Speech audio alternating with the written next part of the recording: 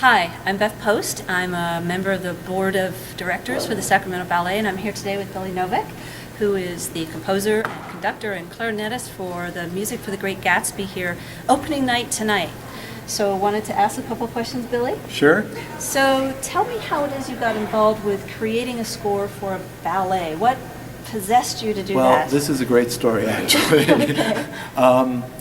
I've worked a lot with modern dancers in the past. I've scored probably about 15 pieces for modern dance. Oh. I've done film scoring, and I've also, but I also play like older jazz. I mean, that's sort of kind of, if I have a specialty, it's kind of different American forms of music, especially, traditional jazz and jazz of the 30s and stuff. So I had a student, an older guy, a clarinet student, who really was a big fan of mine, and he had a son, Scott, and he talked about Scott. Scott was a conductor, and eventually made his way to become the conductor of the Washington Ballet.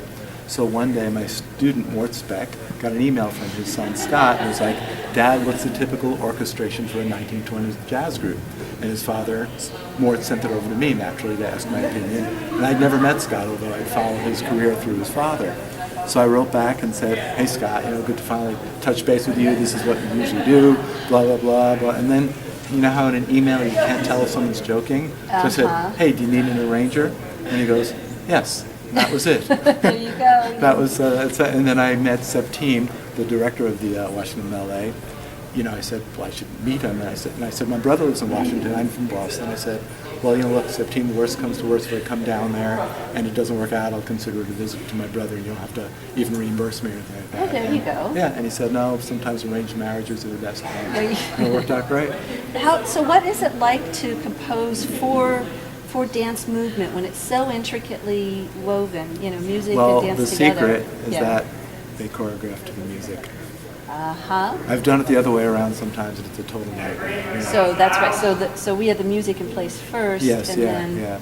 But when you're composing, do you think about, here's a moment where there might be Oh, this totally, kind of movement? yeah. I mean, working with Septime, we took about a year, the two of us plus Scott Speck, to develop the libretto and also just the music. And I'd suggest something. I mean, I do, because of the film background, the dance background, I can see movement with stuff that I hear, and I wouldn't hear it if I felt no one could dance to it, Right. On the other hand, what I hear in my head and visualize in my head and what a choreographer comes up to is like, oh my God, it comes up with something so obviously amazing, and I'm just thinking, can it be moved to at all? Right.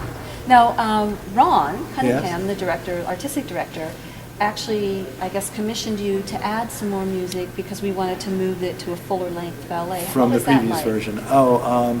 Writing music's easy. That's the fun part. Yeah. The bad part is the 50,000 emails that preceded and getting to the point. No, but writing, he's very easy. He asked me to write something for George when he that fits his pain when he discovers Myrtle's body, and I didn't know if he wanted something introspective, so I wrote something kind of introspective. He said no, something much more dissonant and bold. So basically the second try.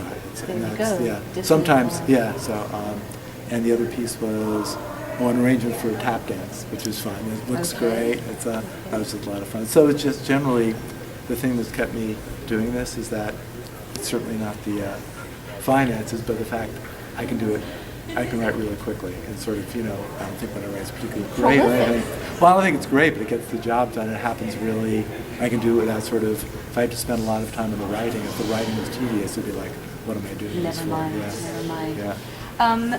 Now, a lot of people may know you not necessarily as a composer, but as a part of the duet of Novick and Van Dusen. Right, I played Guy Van Duser, yes. Van Duser. And tell us what other projects are you well, doing? the other thing, I've been with a New Black Eagle Jazz Band for over 25 years, and they've played at the Sacramento Jazz Festival for years, and I've probably been here about 15 times with the band, so I'm sure local jazz enthusiasts will know of that band. And we have, the drummer is basically a member of that band, and the band, to kind of digress, the band itself I've put together is kind of like the creme de la creme of New England traditional jazz musicians, and there's two people from the Wolverine Jazz Band, which have also played out here a lot. So it's a good band, and I also do a lot of freelance stuff, a lot of freelance where I get a fair number of commissions now. Oh, that's great. And teach a little bit, about 5 hours a week. But do you have to Skype when you're out of town? I just Skyped my son today. There you go. Yeah, he's in There you Montreal. go. Excellent. That's funny. Well, it looks as though we're moving into lighting rehearsal here, Oh, yeah, so I okay. guess we have to say goodbye. Are you Okay. ready for tonight? Oh yeah, absolutely. Yeah, It's yeah. gonna be yeah. exciting. It's gonna be fun. Yeah. Well, thank you so much, Oh, Billy, sure, for of course, coming. Beth. Yeah. It's been wonderful having Great. you here. Oh. Cannot wait to see the curtain rise and Okay. hear the first downbeat. And everyone here has been so hospitable and friendly. It's great. So, yeah. Excellent. Thanks, Billy. Sure. I'm Beth Post. I'm one of the Board of Directors member, and I'm here today with Mickey Braden, who's a fantastic jazz singer for the Great Gatsby, and thought we'd ask a couple of questions and get to know her. Welcome. Thank you. How's the rehearsal process gone for you this week? You've It's been here about a week? It's been going very quickly. I'll bet it has, because yeah, here we are at opening night. Yes. Now, let me ask you this. Have you ever done singing with dancers, or in particular with the ballet before? Have you ever worked with Yes, that I before? have. As a young teenager, I used to dance with the Clifford Fierce Dance Theater in Detroit, and a lot of the dancers there became teachers. And I started working with them. Ones were deeply rooted in Chicago, Andrea Haynes Johnson, and quite a few others. I love working with dance. Fantastic. Yes. That's awesome. Now, I know that you've done a lot of work. You've done work with television. You've done a lot of stage work, acting. You portrayed Bessie Smith. Yes, and I'm still doing the show. Oh. It's called The Devil's Music, The Life and Blues of Bessie Smith. Fantastic. Where does that play? Is that a touring company? Well, it's really me and 3 people in my band. And we've been all over the place. We've been doing it 15 years. Fantastic. Yes. What other projects are you doing these days? Well, I'm getting ready to do the Devil's Music again in Winnipeg at Manitoba, Royal Manitoba Theatre Wait, Center. you're going to Canada in the winter? It is the coldest place I've ever been in my life. You know, but I was there doing Gone with the Wind a couple of years ago, and they asked my show to come. Fantastic. So I'm going to Winnipeg, going to do one night in Brooklyn, and getting ready to do the Blues Cruise. The blues. Oh, really? In the Yes, water? in January. Oh, Yeah. fantastic, fantastic. I was going to ask you, when did you start as a jazz singer? How did you develop your really amazing talent as a Thank jazz you. singer? I've been singing all my life.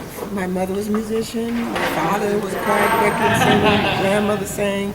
My uncle is my bassist in my show, and my uncle Jim Hankins. And it's I've just been doing it all my life. And when I wanted to express myself, I went to music. I went to singing, and that's where it came, because jazz to me is like the spirituals in church, it just has that feel. So I've been doing it really all my life. Do you have any artists or musicians, composers that are particular inspirations for you? Well, Quincy Jones is somebody that I totally love, because he does everything except perform, and I want to do everything he does and perform. I love all the old jazz singers like Nina Simone, Sarah Vaughan. My mother was a big inspiration, Dr. Mildred Doby. And just hearing and seeing the best out here. When I feel it, then, I'm inspired. Well, you've been inspiring. It's been fun watching you dress. I was like, I can't wait to see opening night tonight. You have anything to say about what to look forward to tonight? Well, I think you all best to come and see a most wonderful production. I have not worked with so many great dancers in a long time. I'm so happy that Bill Novick saw me on YouTube doing Sweet Child of Mine with Postmodern Jukebox and hired me to come. So I am looking forward to it, and you need to be doing it too. Speaking of the internet, how can people learn more about you and your music? Do you have a website or something? Yes, MickeyBraden.com. Mickey spelled MiCheBraden.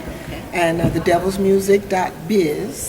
B-I-Z. Yes, and I also have a few pages on Facebook as well, so you can find me there. Fantastic. It's been such a pleasure meeting you, and I can't wait to watch tonight. Oh, thank Everybody you. get down and get your tickets.